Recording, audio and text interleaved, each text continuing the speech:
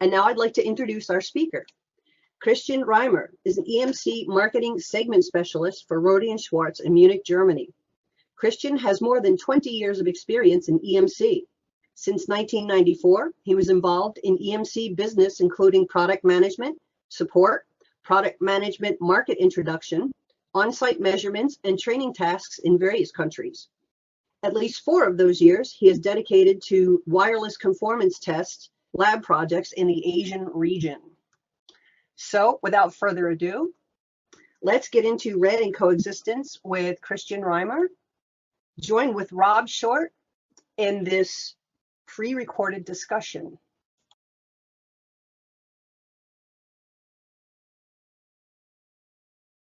Hello and welcome to our webinar. Today we're going to talk to you about the Radio Equipment Directive and coexistence testing.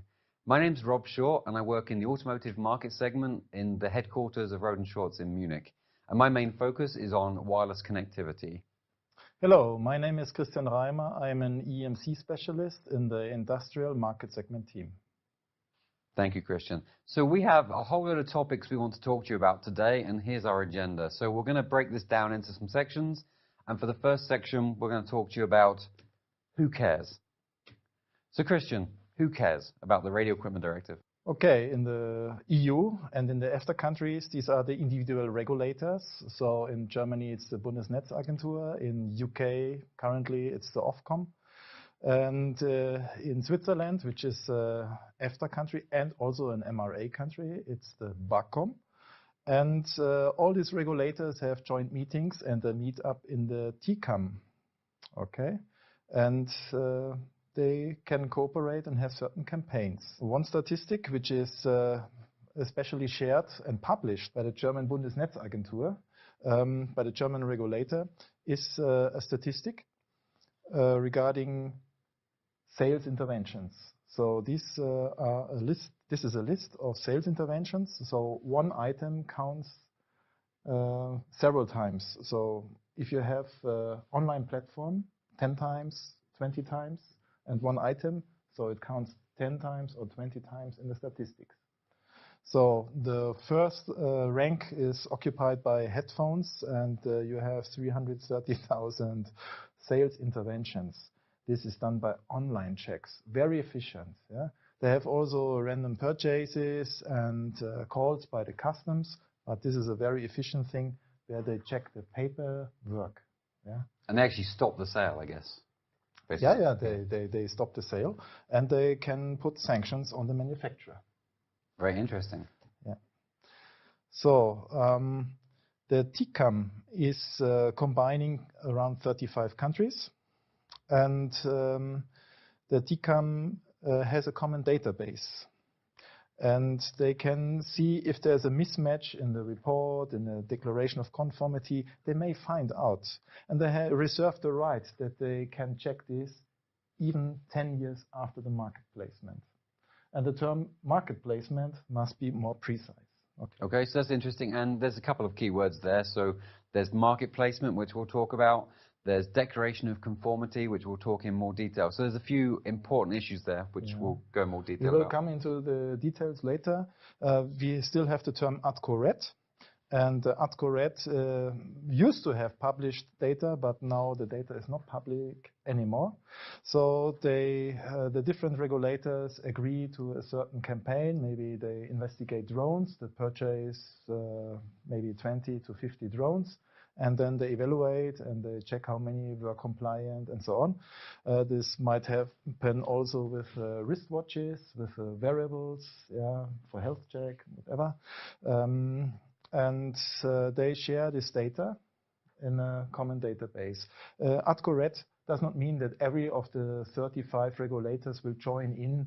Maybe these are 8 to 15 regulators which join in for one dedicated campaign. And they share the results in so-called RED CA meetings sometimes. And if these are not public, then of course only inside the TCAM.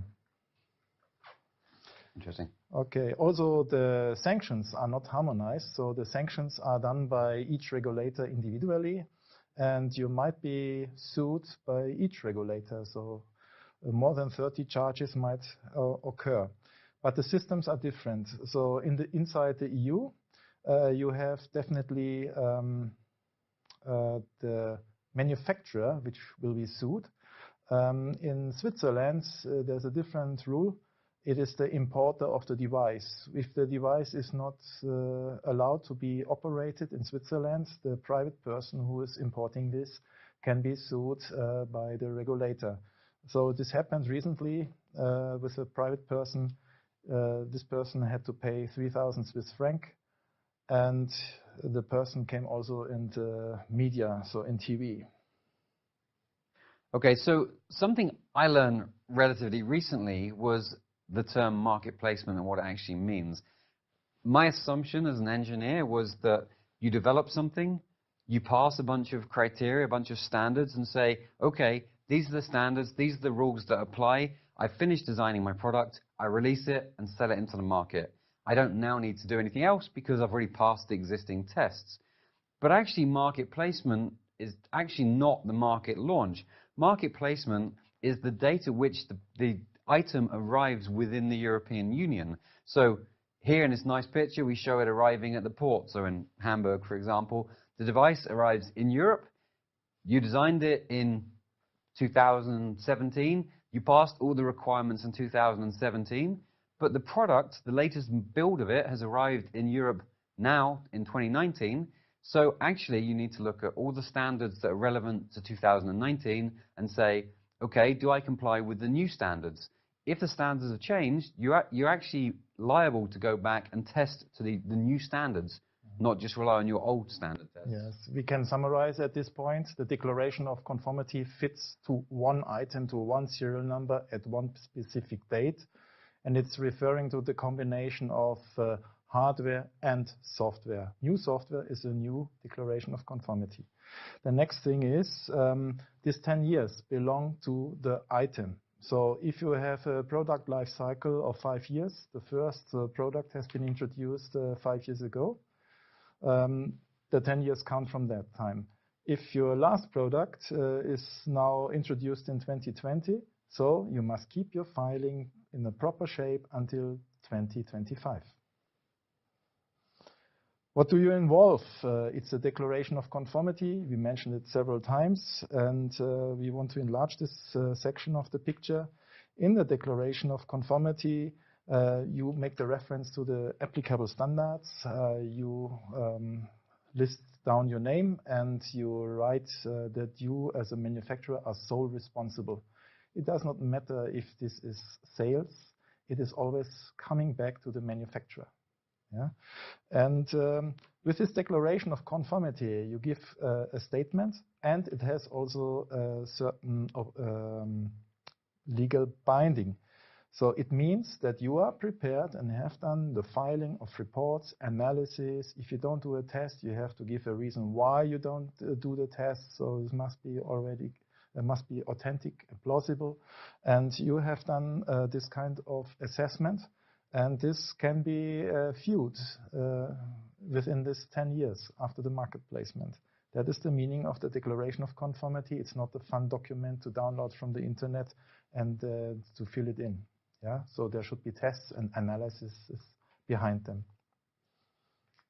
So the next topic, I guess the title is kind of a leading title because it says increase of testing efforts.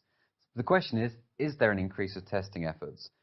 So when RED came along, there was lots of discussion, and the official body said, no, there's no real increase. It's just some more testing, but it's not a big deal, not much of a difference. Well, is that true is an important question, something we need to understand. The previous testing, the things we're used to testing, were transmitter performance tests. So RED actually brings along a whole load of receiver performance testing. Why does it do that? Well, actually now we need to say, are we using the spectrum efficiently? So not just, is it safe to broadcast? Will somebody be affected by that broadcast? But are we using it efficiently? So things like, is your receiver robust enough? Is your receiver the best it can be using the latest technology, the state of the art in design? Not just a receiver, a really good modern receiver.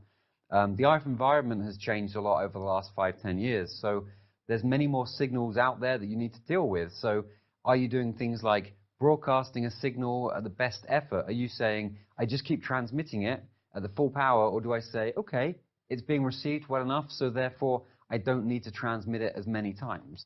These are the kind of tests that need to be done with the RED testing.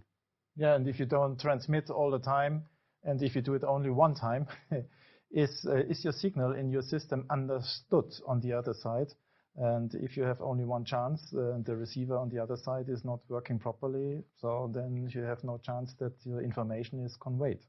So I guess our question was, is there an increase in testing efforts involved? Yes, if you look into the table of contents, into the, let's say, standards, which have been already existing under the RNTTE regime, then you can compare already the table of contents and you may find different numbers of pages. And if you look into the versions which are now valid under the Radio Equipment Directive, there might be differences. So let's go for the overview. In the EN 300.328, there's an overview for the old version. You got number in the number of pages. You see 29 pages related to a transmitter test, and you see 3 pages related to a receiver test. So this was with the RNTTE.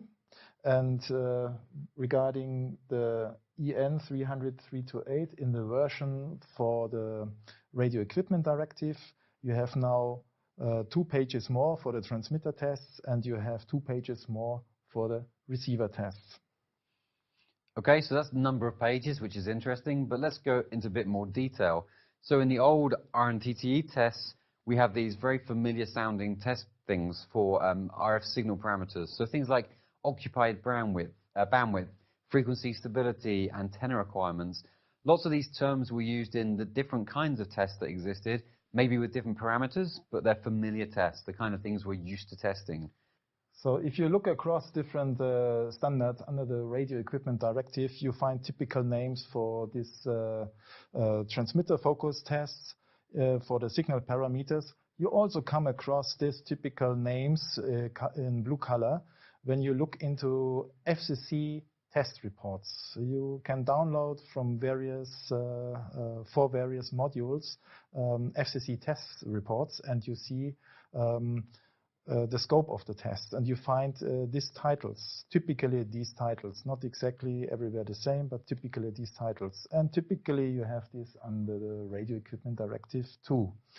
The complementary part, which is receiver focused, put into the red color. Receiver robustness is just a keyword, it's not the test name. Yeah, it's just a keyword. But selectivity, blocking, adjacent channel selectivity, these are tests names, which are used also under the Radio Equipment Directives.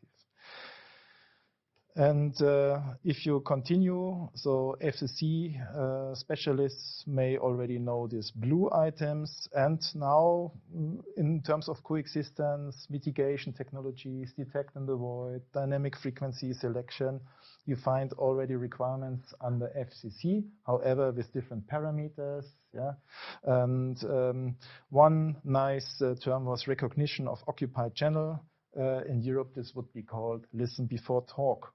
Yeah, and the combination of listen before talk or recognition of occupied channel and transmission timing would be called in Europe adaptivity. And those are both great titles and expressions, but we'll go into more detail about what they mean a bit later on. So, self-declaration. So how do you find the harmonized standards? Where do you need to go to look these up? Yeah, Radio Equipment Directive is like an umbrella. Itself has no test involved. Included are these tests in the specific standards, harmonized standards, which point to the different articles of the RED.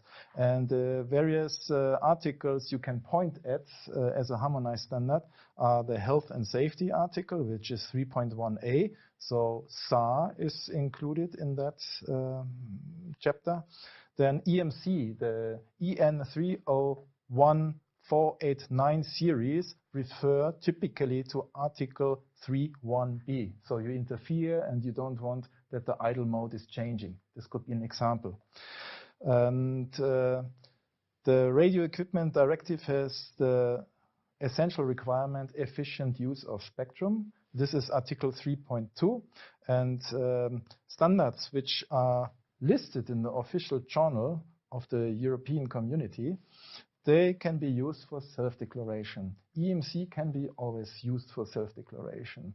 If a standard is not there applicable, then you need anyway to involve a notified body. You can use a test method. It's then declared as an alternative test method. You can use even standard drafts as an alternative test method. And if you change a standard, let's say if you change the parameters, it's also an alternative test method. Okay. And specific, this is related for interconnection, for behavior during firmware uploads, something or downloads during special situations. Okay. When you look for the standards and you search in the European official journal, then you need to look for a strange link. You can use this link as it is listed here. And then you find a long list of standards, more than 110, 115, depends if there is still 2 versions there. Yeah, in this long list, you should use with Control F the correct numbering you're looking for. If this is too boring for you, you should go through the ETSI portal.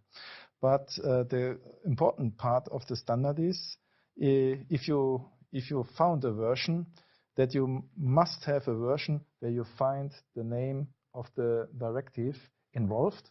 If you have the Directive 2014-53 EU, you have the Radio Equipment Directive. If you have a reference to an old number, which is 1999 5EC, this standard is no longer valid because RNTTE has been replaced completely by the Radio Equipment Directive in the meantime. And you said to find these, we should go to the ETSI portal? Yes.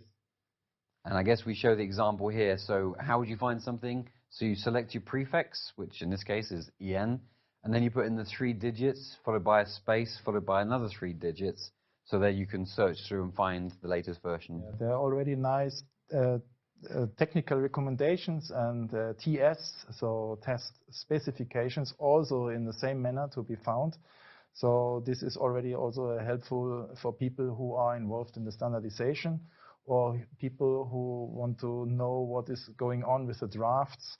If the drafts have a certain maturity level, then it's also possible to download them free of charge. Free of charge is always good to hear. Yeah.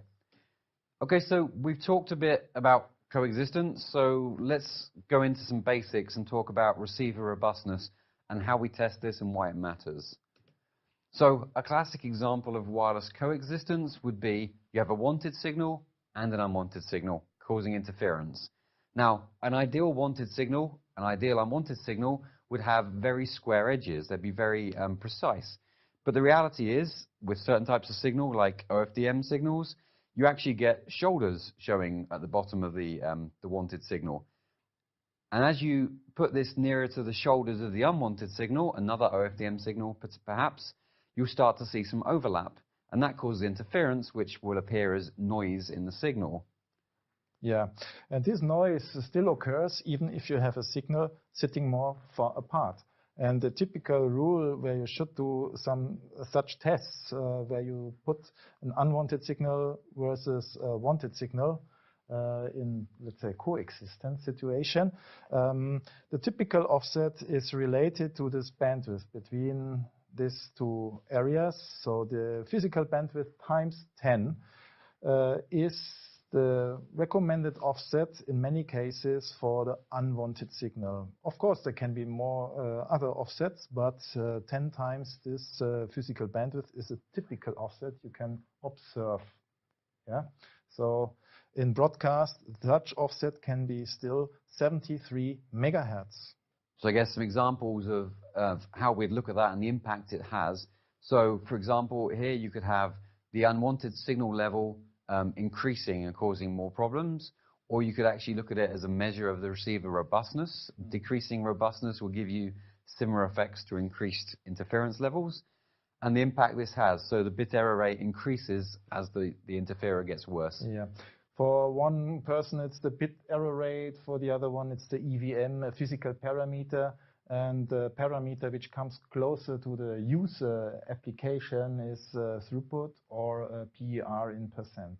So PER you don't want to have. So if you have a certain maximum, this would be your tolerance limit. Yeah.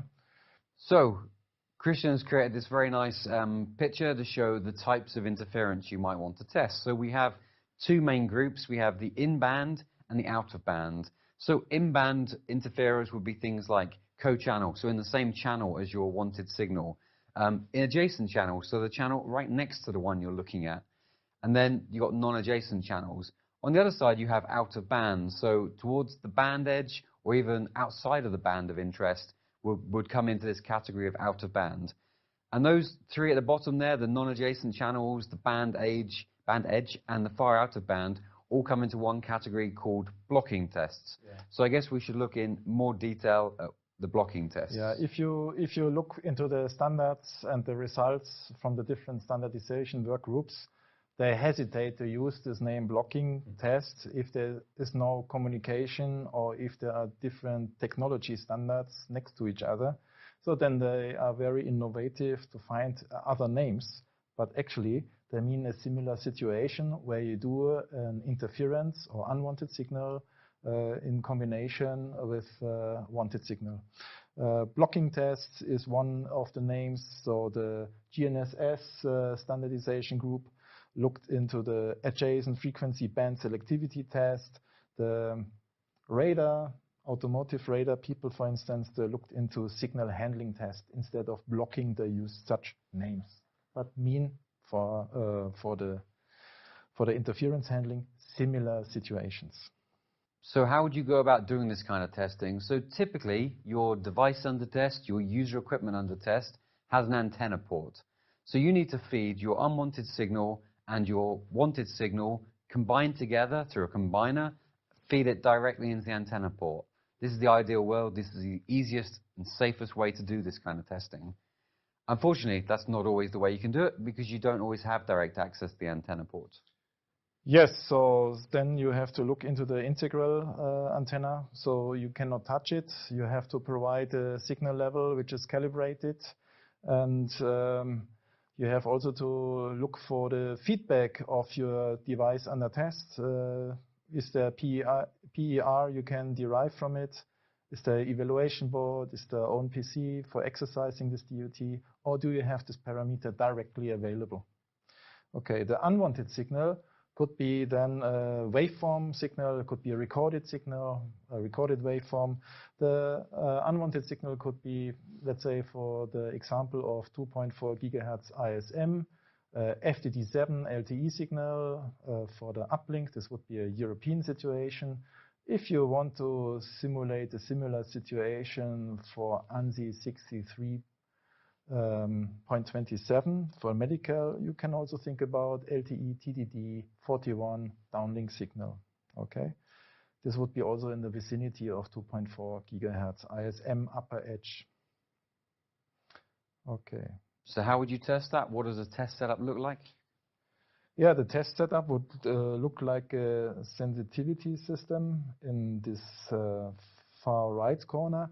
The device under test has a connection with a signaling unit or exercising PC with wireless modules.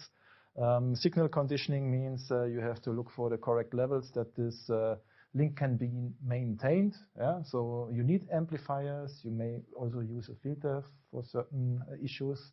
You will use amplifier in the downlink, definitely.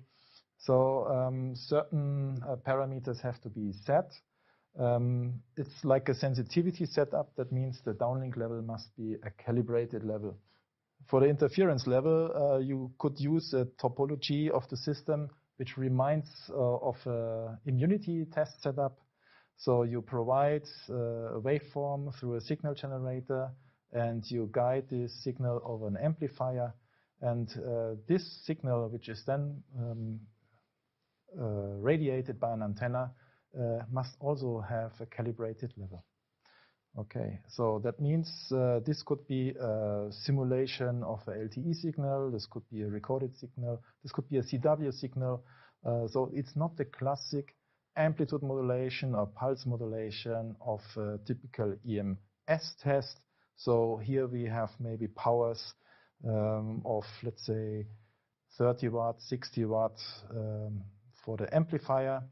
The power itself has to follow other rules, which we highlight later. And I guess if you wanted to actually look at the effects of blocking test over the air, you could add something like a spectrum analyzer. Yeah, with a spectrum analyzer, I look for channel occupation. If I do, let's say, manual tests, or if somebody is sitting there and does software control and wants to verify, it's very helpful to have a spectrum analyzer nearby. Even more helpful is a real-time analyzer, which can look at the various channels in the certain frequency window at the same time. It's very helpful if you want to see the unwanted signal and the wanted signal at the same time. Okay. Yeah, this is related to the field strength and power discussion. If you take the idea of EMS test setup or immunity system setup, you may calculate field strength for one carrier. If you have an OFDM signal to distribute as an interferer, you need to know the amount of subcarriers. So that will also require additional power, or you have to have enough power if you have the information per single carrier.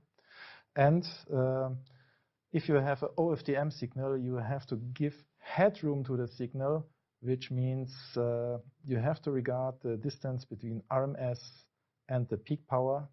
That means you have to look at the crest factor or peak to average power ratio. Typically for LTE, this is 8 dB. Some other papers would recommend 10 to 11 dB. Okay, if you do this over the air with waveforms which are not CW, you have to look at more parameters when you want to select the correct amplifier power headroom. If you focus only on wireless signals and not on the RF environment, you might also have some bad luck. And I want to highlight that you also should look into the spectrum around you, interferer sources. Mm-hmm. Yeah? We have one interferer source. You saw the picture. It was a lamp, and this lamp was found out it's noisy enough to disturb the radio reception of a digital audio broadcast receiver. Interesting. And this is a commercially bought lamp and a commercial radio, both CE marked, compliant with the standards. Yes, so the lamp followed the standard for luminaries, for the EMC, for the CISPA standard, so it was fully within the limits. And the radio was following the RNTTE requirements from 2015. Yeah, so the radio was not robust enough and could not handle, let's say, AWGN. Yeah, so it could not handle the noise. So if you look at the spectrum of this lamp, so this yellow line is the line we should focus in this discussion because this is the worst case situation. The green line is just a very special angle view of this lamp. The red line until the vertical line here, this is the limit line for the luminaries, and at 230 megahertz the limit is actually higher. But this test was done in a manual way, and I did not have the time to issue the limit line, and the message is not different even if I make the correct limit line. If you look at the frequency, some specialists already may see that there is a NATO frequency range, that there is a DAB frequency range, you see here. And actually at this level, in 1 meter distance, my radio got disturbed. This test result with this yellow trace has been measured at 3 meter 50 distance in a fully anechoic range. And that means if I want to combine this lamp and this radio in one room, this would be my limit to check if the receiver is robust enough, yeah, or must get a better lamp with less emission.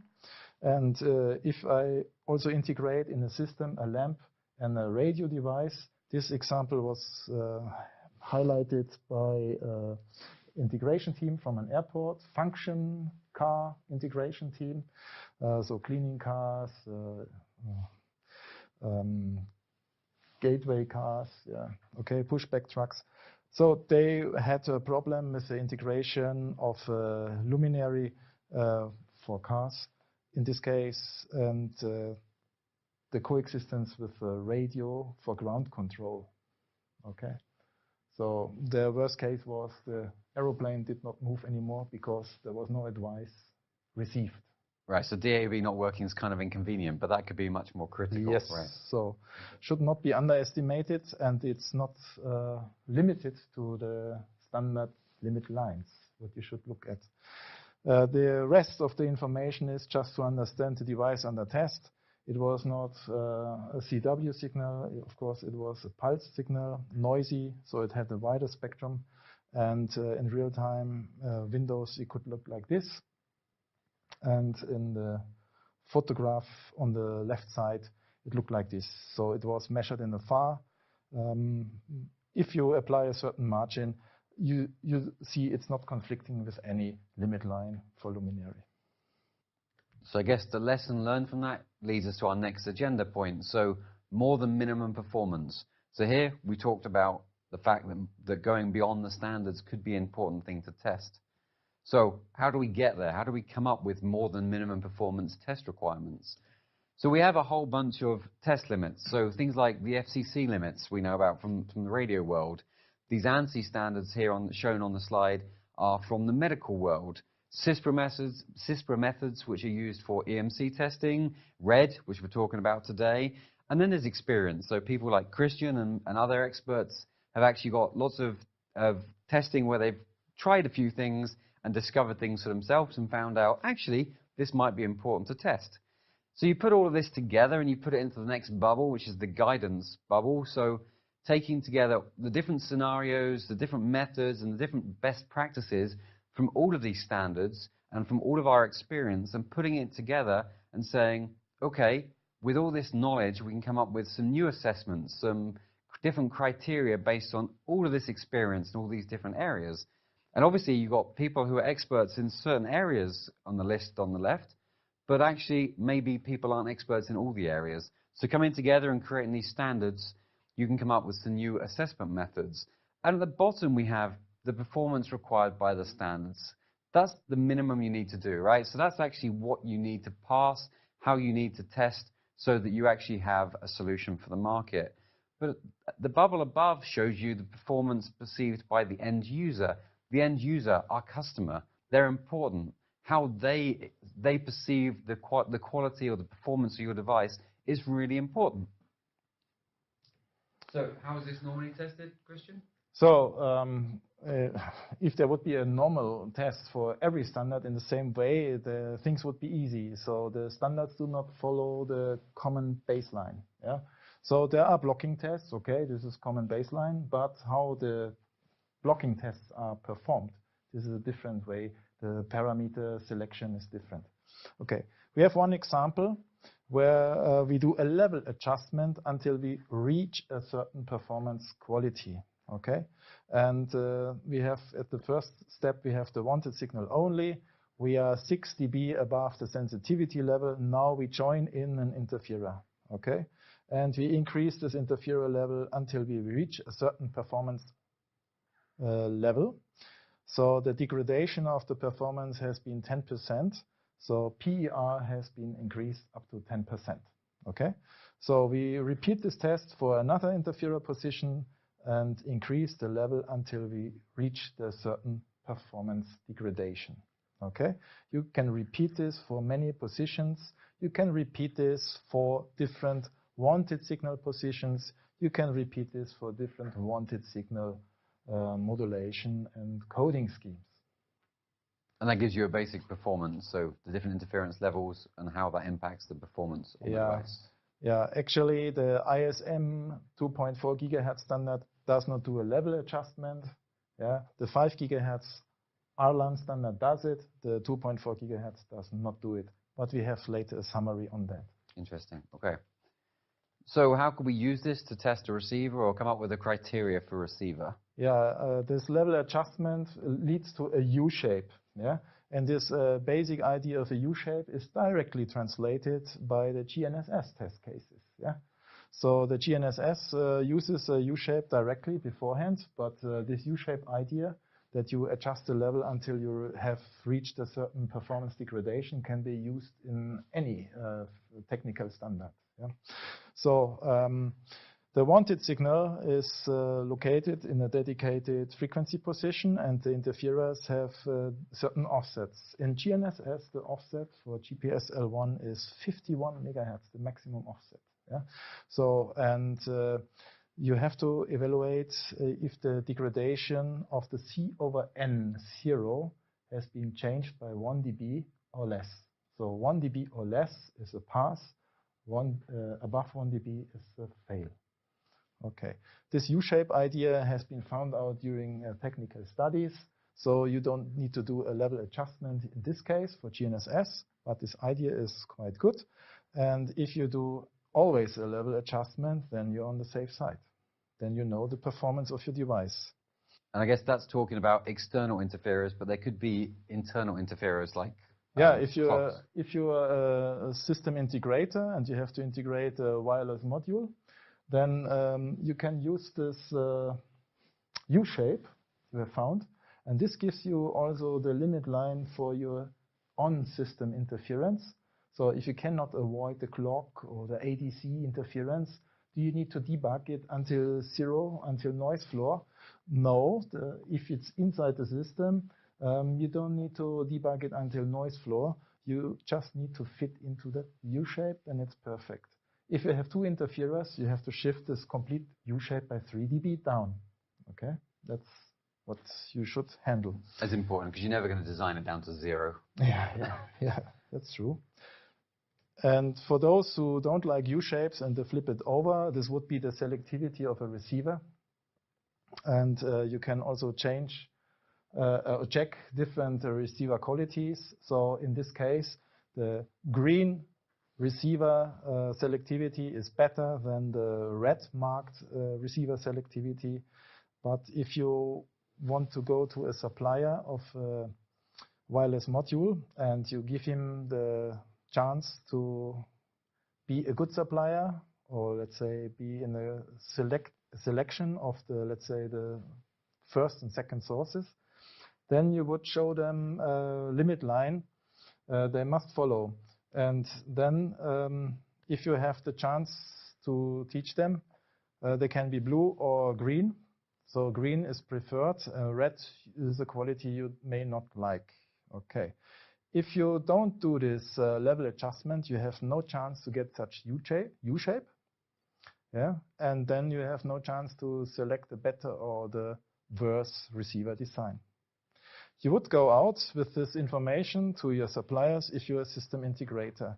And if let's say, OEM or system integrator would come with this quality philosophy, also there would be an easier understanding between the supplier and the system integrator. The previous slides we have already mentioned. We mentioned that the 2.4 gigahertz ISM standard does not do a level adjustment, uses CW signals, no level adjustment, so this is not a very mature blocking test involved here.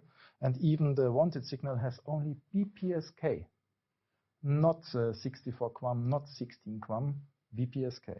Okay, the easiest, the most robust signal, and you interfere with the CW, which you do not adjust.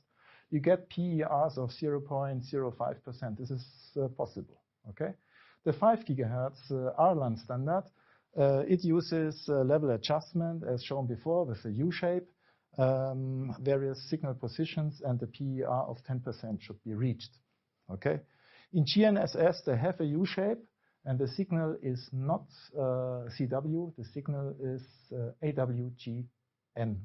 Okay, and in TV broadcast, there are so many scenarios. So different offsets, different channel bandwidths, different scenarios, like a overload scenario or like a fully loaded base station is simulated. And you need to do different channel positions and the corresponding offsets. So they have a huge amount of tests, and they do also level adjustment. So they go finally for the U-shape.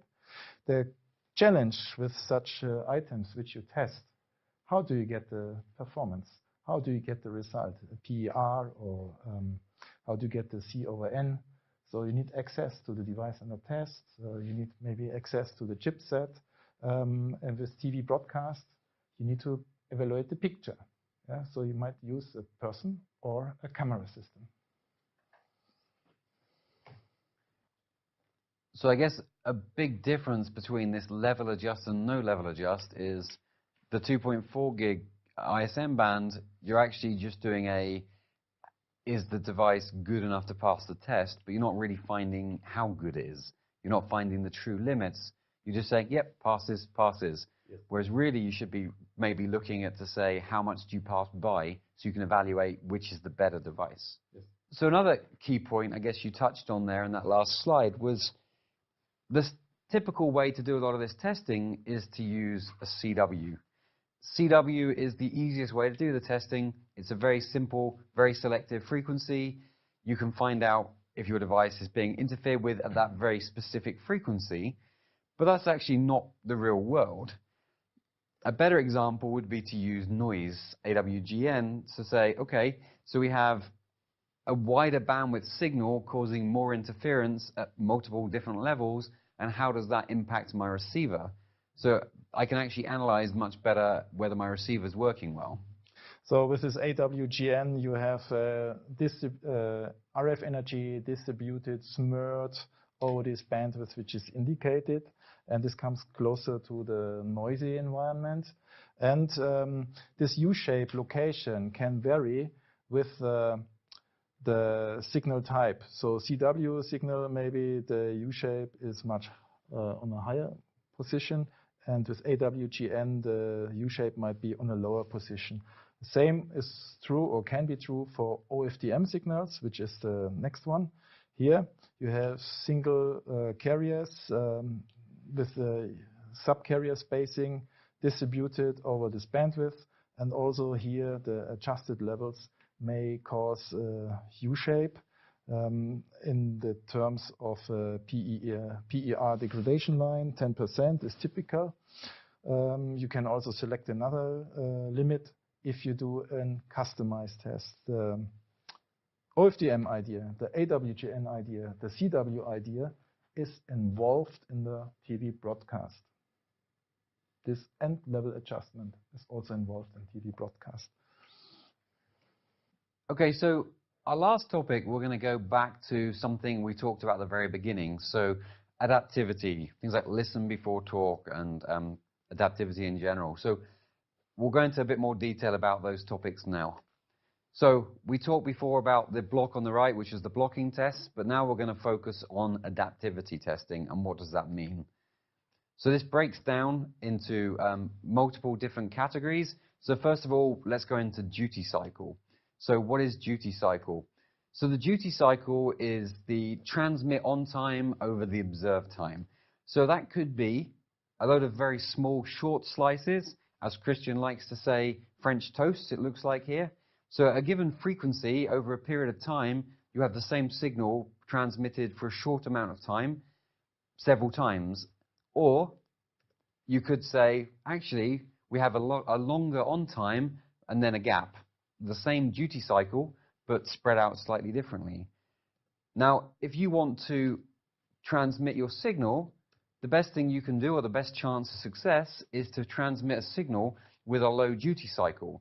The shorter your duty cycle of your wanted signal, the less chance you have of any collisions with the other transmitted signals at the same frequency. And during the duty cycle test, you look at the signal over a longer observation time. So if your observation time is only covering this area, then it's not enough to make a statement regarding the duty cycle. if your observation time is covering only a transmit on time, it's also too short. So you must have a longer observation time, that you have longer gaps, smaller gaps included, longer transmission on times and smaller transmission on times involved, so that you have a statistically stable verdict.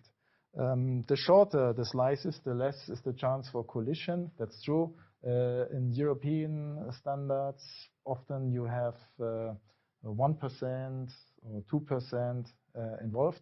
In this picture, however, we have involved 20% duty cycle. If you would have 10 users, each 20% duty cycle, you have definitely signal collisions. You can throw away the performance. Yeah.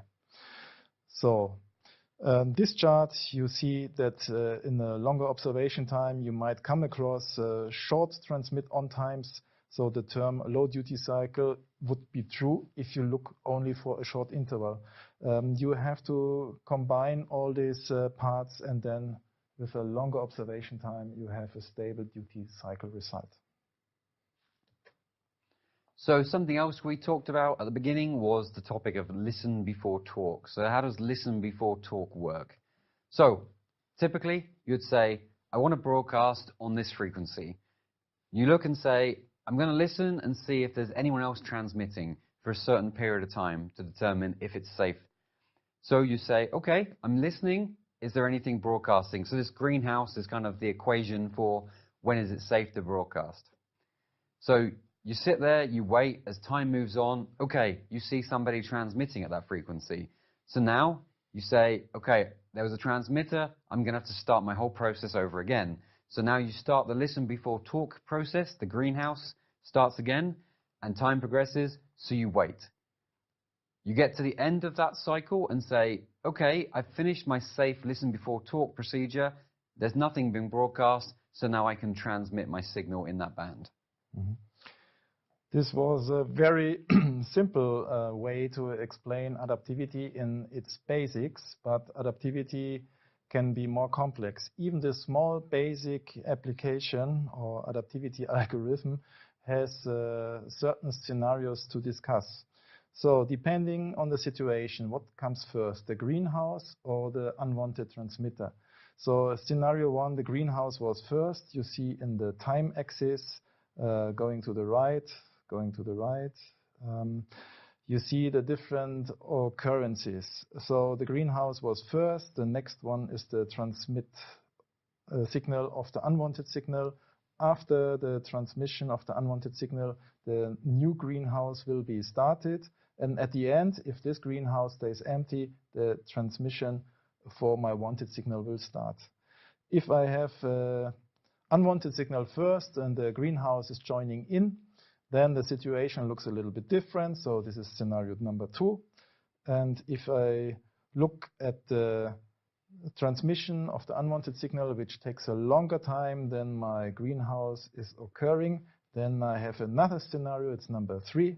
And I also switch on with my unwanted signal after the greenhouse has finished. So even such small algorithm has a lot of things to be discussed. And for the standards, the adaptivity standard with listen before talk involved, and the corresponding algorithm in the 5 GHz ALAN standard is very complex. So we talked about blocking scenarios and we talked about listen before talk scenarios, but actually the two come into effect with each other, right? So, for example, your greenhouse, your time when it's safe to listen to see if it's okay to transmit, could be triggered by the shoulders of the signal we talked about before. Yes, so the upper right corner shows the typical blocking test, where here we have the overlap in the triangle, yellow and black. A similar triangle occurs in the listen before talk receive mode. So you take the listen before talk procedure as a procedure where a receiver is getting a signal, has to check if the situation is, let's say, clean.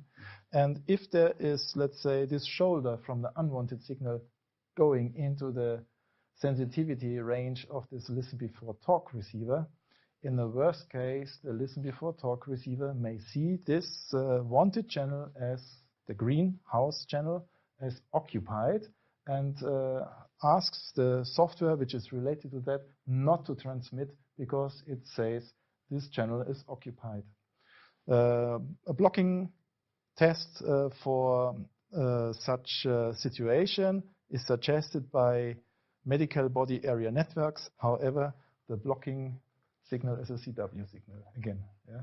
So with the OFDM signal, maybe it would be more interesting. It depends what is the real signal in the environment. Absolutely. So I guess another question would be, so how do we look at this in the real world? Because these are nice pictures, but the RF environment doesn't look as simple as that. So how would we actually go about measuring that? Measuring is one thing, so there might be a dedicated solution for that. If you don't have such a dedicated solution, but at least a real-time analyzer and a chance to occupy the channel, which should be normally occupied by your device under test. But if your device under test should show that adaptivity is implemented, you have a chance to verify this with a real-time view. So the device under test used to work with the wanted signal, but due to duty cycle and not too long transmit on time, so maybe after 250 milliseconds, the signal is occupied, the channel is occupied by the unwanted signal, so which you provide. And then you can still verify with a real-time spectrum analyzer if the channel is untouched by your device under test. So your device under test would be kind of blue ghost in the background, if it behaves brave, okay? Because blue means only very small number of occurrences, okay? And if you have a yellow or green color in that range, that color range here, then you have a higher occurrence, and that shows your signal, your device is not behaving according adaptivity requirements. So this is a verification possibility. However, you cannot time-wise quantify exactly adaptivity. Okay, thank you, Christian. So that was the last thing we wanted to present to you today. So now we'd like to turn over to you. The window's open, so please type in some questions. If there's something you want to know more about, or something perhaps we didn't explain clearly enough, then maybe give us a chance to give you some more information on the topic. All right, folks, so I hope you did enjoy the presentation, as it were. If you haven't already done so, we invite you to go ahead and submit your questions to us. And with that, we're going to open up the floor with some more discussion. Joining us live is Mr. Christian Reimer, ready to answer your questions. Hi, Christian. Hi, and welcome to the audience. There are a lot of questions, so I'm already going through. Oh, okay. I figured, go ahead, Yeah, so the first question was, do tests have to be performed at the certified lab?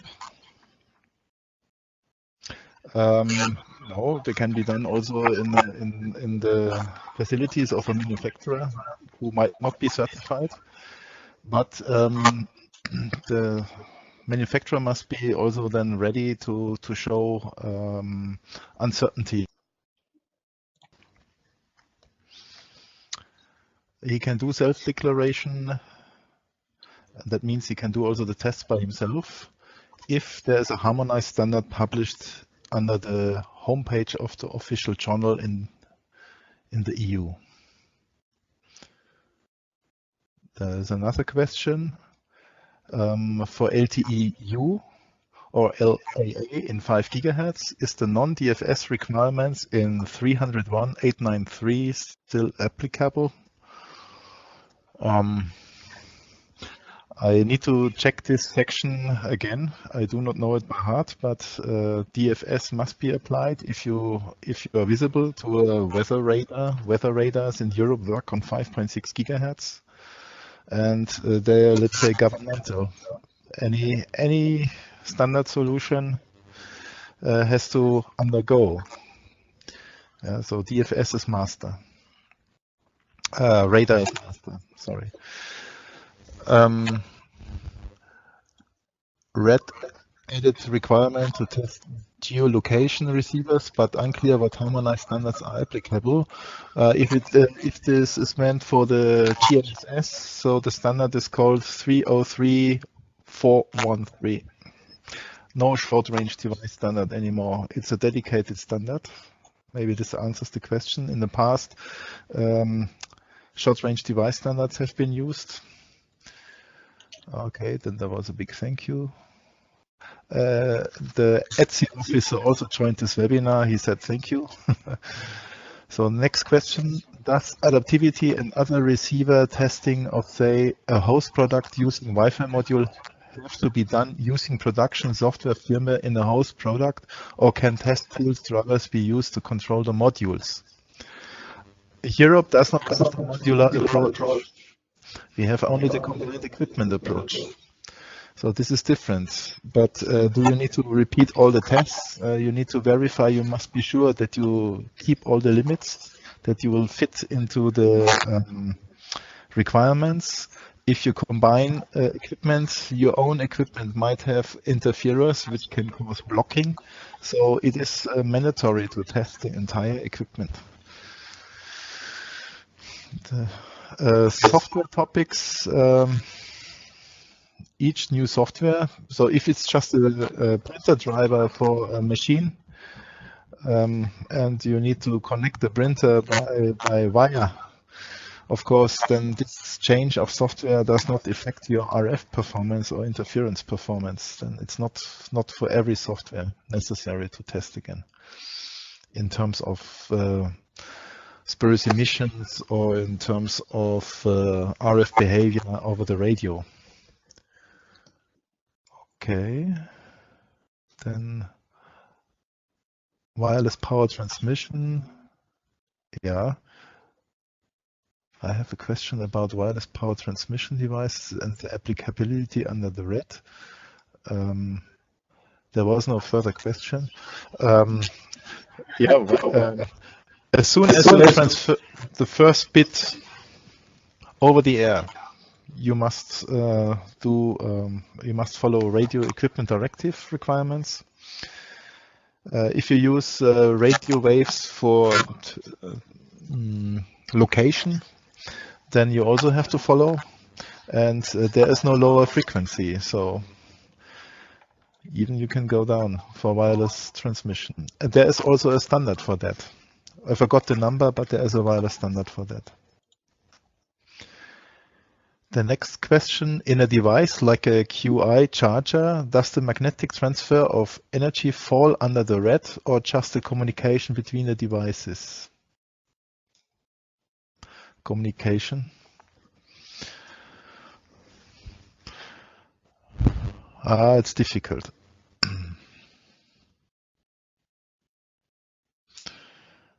So if there is communication involved to calculate the charging costs, the energy transfer costs, then if the wave is somehow deteriorated so that the system might calculate wrong energy transfer, this might be an issue in the performance, and this is an issue which needs to be checked closer. I cannot tell it you by heart. Okay. Can you limit the number of mics on the same time? This is something for Washington Labs. RED calls out the need to meet the requirements of the low voltage directive without a limit to input voltage and the EMC directive. Are these requirements assumed to be met if you only put the RED on your DOC and include the RED as well as product safety and EMC standards? As soon as you have RED applicable, it is the master. Yeah. Something which needs to be answered by the test houses. This question needs to be answered in a second round, maybe in a written round. It is a question from Tony Ruhl.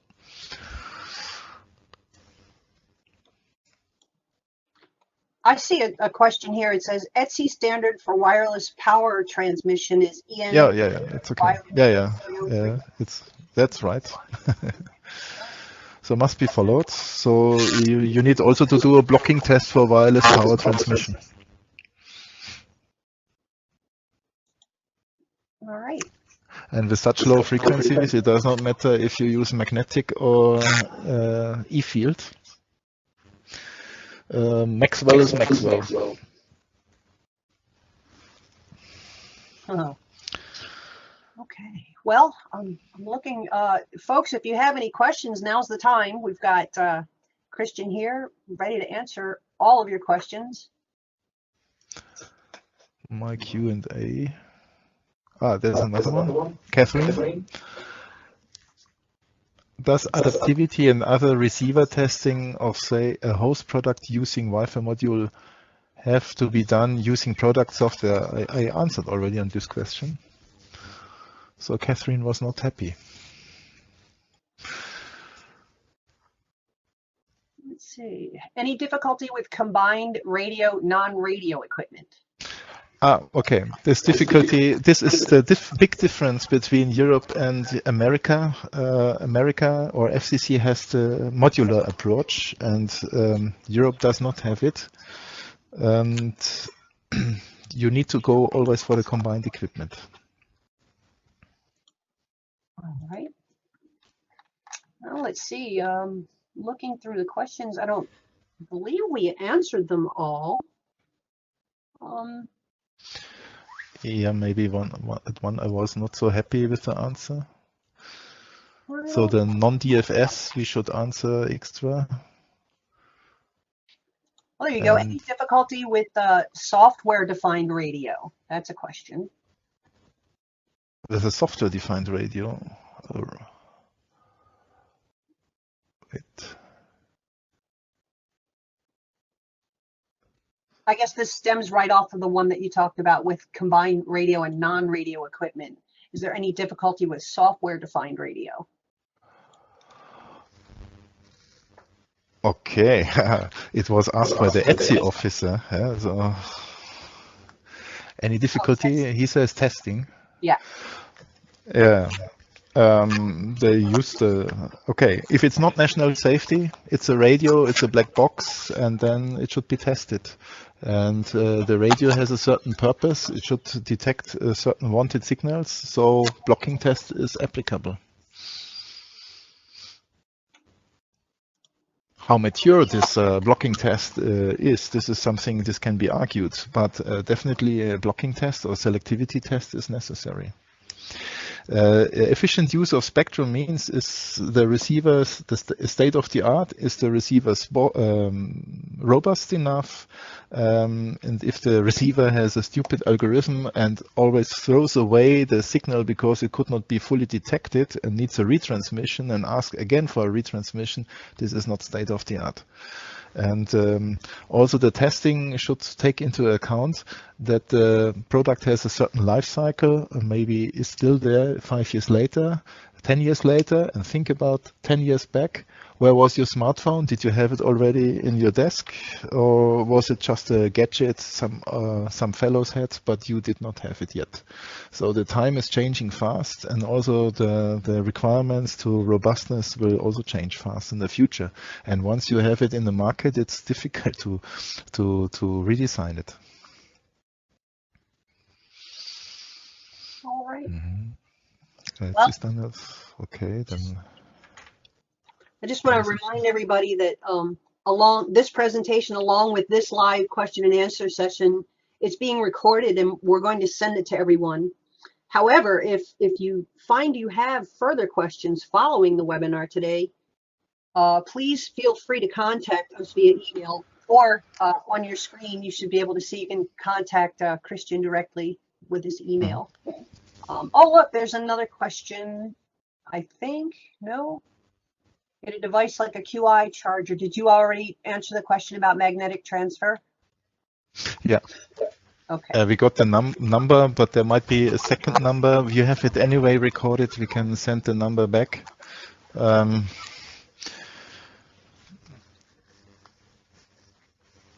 Yeah, all right.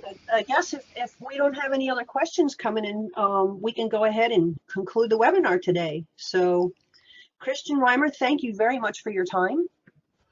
Thank you for organization and thank you to the audience. Yes, on behalf of Washington Labs Academy, I want to thank everybody for their attendance. And I guess at this point, I'm going to go ahead and end the event. So once again, if you guys have any questions following the presentation, please feel free to contact us. And at this point, I'm going to go ahead and end the event. Okay, everyone, have a great day. Take care. And you, thank you. Bye-bye. Bye-bye.